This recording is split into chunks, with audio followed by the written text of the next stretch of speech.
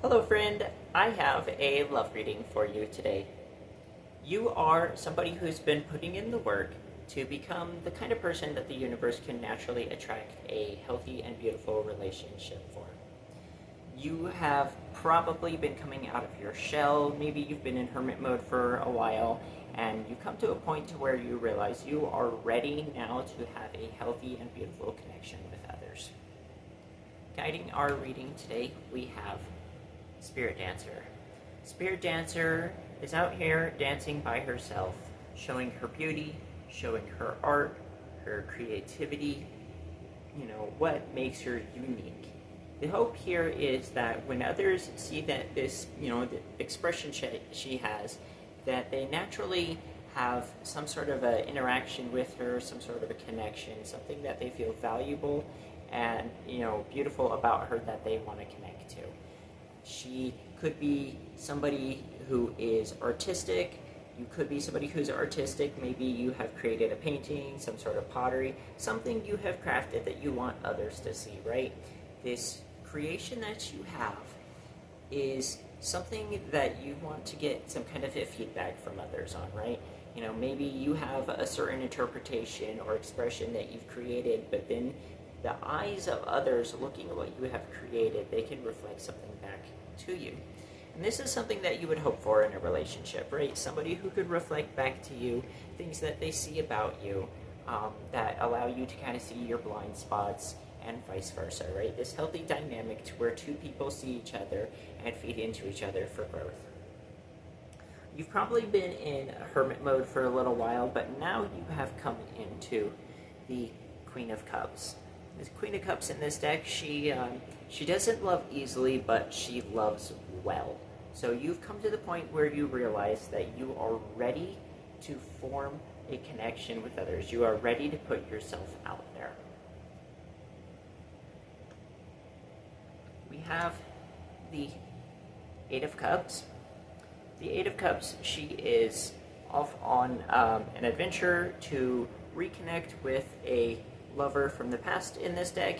In this story, this nymph, she had met an elf at one point younger in her life, and they had a really beautiful and loving connection. Unfortunately, due to gossip or being kind of put down by her friends, she broke it off with this little elf, and they went their separate ways. And unfortunately, they were very unhappy being separate because the connection that they had was very genuine and beautiful. Eventually, she grows, though, to a point to where she decides she values the connection enough that she's going to go seek him.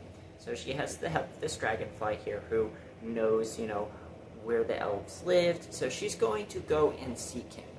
You are now seeking out a connection with others through this expression that you've had, this creativity, through getting out there and being yourself.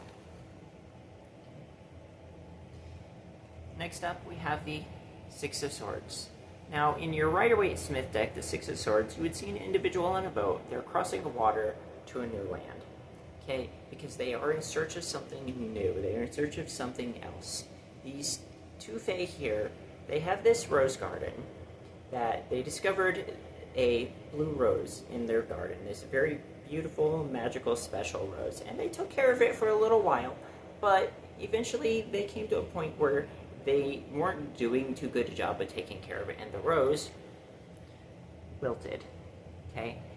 And, they decide, hey, what are we going to do about this? We need help. So they decide to go off into the castle back here and ask if the queen for help, because they know she is somebody who is going to know how to revive this, right? So you are seeking help. You are, maybe trying to connect with friends who can help you meet people. Maybe you are, on some sort of a social media network or dating app or whatever the case being. You are looking for those connections, right? We have the Seven of Pentacles. Seven of Pentacles is all about growth. You have harvest, you have, something that you've been working on, and you can see that the connections that you have been forming are in fact growing. You are, building friendships, you are having healthy interactions with others, but perhaps you're kind of still not quite seeing what you want, right? You're looking for that romantic connection, you are looking for that love. So you have been steadily working away at it. The Knight of Pentacles, you have the one step at a time. So you've been taking the steps, you've been moving forward. Maybe it's a little slower than you want, but you are definitely moving forward. Now, you have this mentality of the Queen of Pentacles here. You know that what you are creating something very strong, solid, and secure. So, yes, you might be taking a little bit longer because of the Knight of Pentacles, but this is because you are wanting to build something lasting. The Queen of Pentacles here, she's very good at crafting. Anything she puts her hands to, she's going to succeed. Now, the thing is, this isn't just a matter of personal effort that you're putting in because of something that you want. You have come to realize that you actually have help. That this is in fact part of a higher calling. So we come to this judgment. There is this rebirth because you have come out of hermit mode and now you have, this connection that you want with others. You realize that you've actually been pushed toward this connection, right? Because this is going to serve a bigger purpose. This is going to be whatever you connect with a person through or people through is going to create something even bigger that you're going to be able to use to serve others, that you're going to be able to use to create that something bigger that is going to be beneficial to a larger number of people. Now, with the Queen of Swords here, you have definitely had some difficult experiences in life that have sharpened your focus, made you clearer about what you will and will not accept in your life. You've come to a point to where you have healthy boundaries. Sometimes people might find those boundaries to be a little bit cold, but this isn't coming from a point of aggression. This is coming from a point of understanding what is good for you and what is not good for you.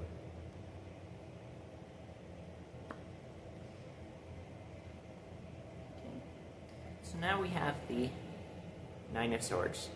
The Queen, she has cultivated the garden, she has restored the rose, and the garden has grown up around her. She didn't notice it at first, but eventually these vines end up binding her. She gets stuck, and this crow takes off with the blue rose that she's put so much energy into healing, so much energy into reviving.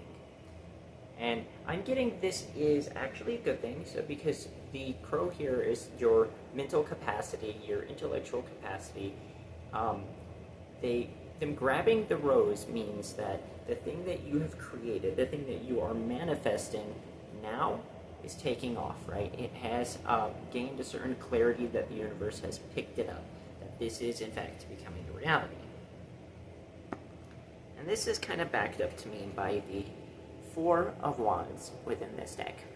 When we're looking at the Four of Wands, the story is that you have these two young fairies here who they had wanted to set out on an adventure. They don't know, what could, be ahead of them. They don't know what they might find.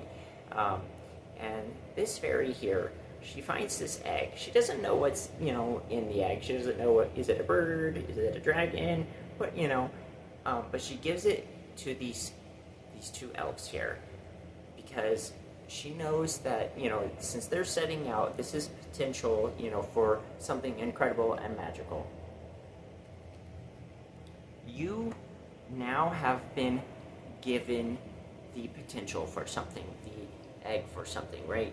You've created your reality. This rose is now this egg.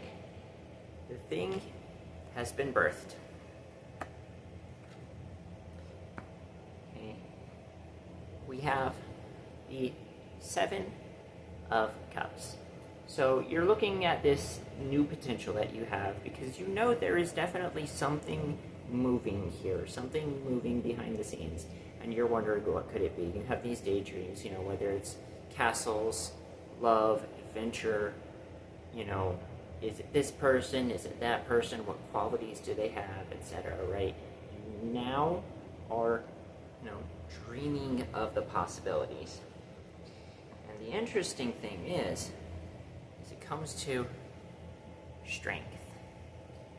It is, in fact, this dragon. There's this fiery, passionate energy, right? The dragon in the strength card in this deck represents the primal energy of the fairies. Their untamed, wild side, much in the same way that strength in your Rider-Waite-Smith deck is, you have the lion, who is much like our inner animal, our subconscious, and being tamed with the gentleness. So you have, indeed, something very powerful growing within this egg. So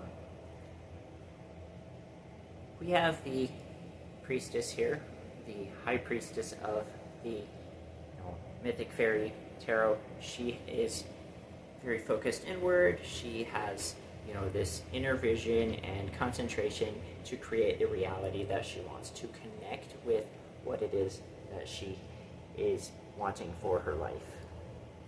You have been putting in the focus, the Seven of Swords here. You have the Fairy Queen, putting her magical energy into reviving and growing this rose, right? You have been doing the inner work to create this reality. Now, you have probably been starting to feel restless, right? We have this Knight of Wands here. The thing is, with this Knight of Wands, she's focused her mind, she's focused her energy, but she is ready to go. She is, if somebody doesn't give her some kind of a mission, she's gonna go find one on her own. And here's the thing, you know that you have this thing that you're creating, but because you're not yet seeing it come to full fruition, you're starting to feel a bit restless. Hang in there, though, because we have the King of Wands. When I'm looking at the King of Wands here, he's more contemplative, right? He has this passionate energy, but he has also learned to be more focused, calm, and patient with it, right? He's not just flying all over the place. Yes, he wants to take action, but he wants to take the correct action. He wants to make sure that what he's creating is just right. And the thing of the matter is, because things are moving a little bit slower, this is the universe curating your experience, so that way, whenever this love does happen, whenever this connection does happen, it's going to be perfect for you. Now, perfect for you doesn't necessarily mean that there aren't going to be ups and downs, that the person's going to be absolutely flawless. Like, we all have our strengths and weaknesses, but this is being tailored specifically to be just right for you and just right for the other person. The universe is helping you to become the kind of person that you need to be, and helping them to become the kind of person that they need to be, so that the two of you can have a very healthy relationship. Okay?